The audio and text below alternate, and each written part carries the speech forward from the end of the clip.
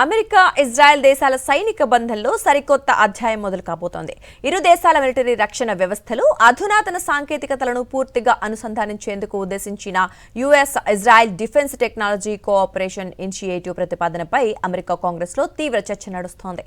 ఈ చట్టం ఆమోదం పొందితే అమెరికా ఇజ్రాయెల్ రక్షణ రంగాలు మునుపెన్నడూ లేని రీతిలో ఒకే గొడుగు కిందికి రానున్నాయి.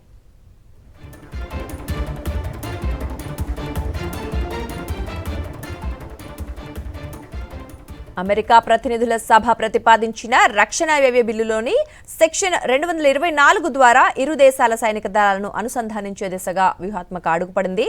కృత్రిమ మేధ, quantum computing, cyber technology, drone నిరోధక వ్యవస్థల తయారీలో ఇరు దేశాలు ఉమ్మడిగా ముందుకు సాగేలా ఈ ఒప్పందాన్ని రూపకల్పన చేశారు. ఇక ఈ నూతన భాగస్వామ్యం ద్వారా రెండు దేశాల మధ్య సైనిక సమాచారం, డేటా మార్పిడి పూర్తి స్థాయిలో జరగనుంది. ఆయుధాల తయారీ, నూతన రక్షణ పరిజ్ఞానం అభివృద్ధిలో ఇరు దేశాల సైనిక సంస్థలు నేరుగా భాగస్వామ్యం వహించనున్నాయి. ఇక అమెరికా చరిత్రలోనే ఏ ఇతర మిత్ర దేశంతో లేని స్థాయి మిలిటరీ అనుసంధానం ఇజ్రాయెల్తో ఏర్పడనుంది.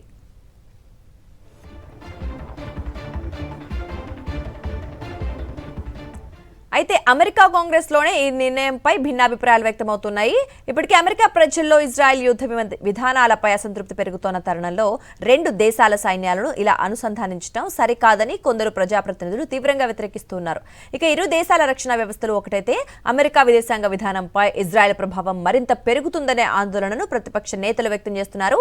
పార్లమెంటరీ పర్యవేక్షణ లేకుండా సైనిక సహకారాన్ని పెంచడం వల్ల భవిష్యత్తులో అమెరికా కూడా అనవసర యుద్ధాల్లో చిక్కుకునే ప్రమాదం ఉందని హెచ్చరిస్తున్నారు.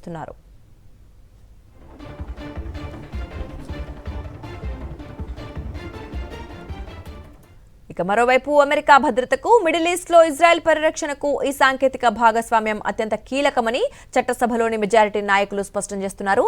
త్వరలోనే ఈ బిల్లుపై తుది ఓటింగ్ జరగనుండటంతో అమెరికా రాజకీయాల్లో తీవ్ర ఉత్కంఠ నెలకొంది.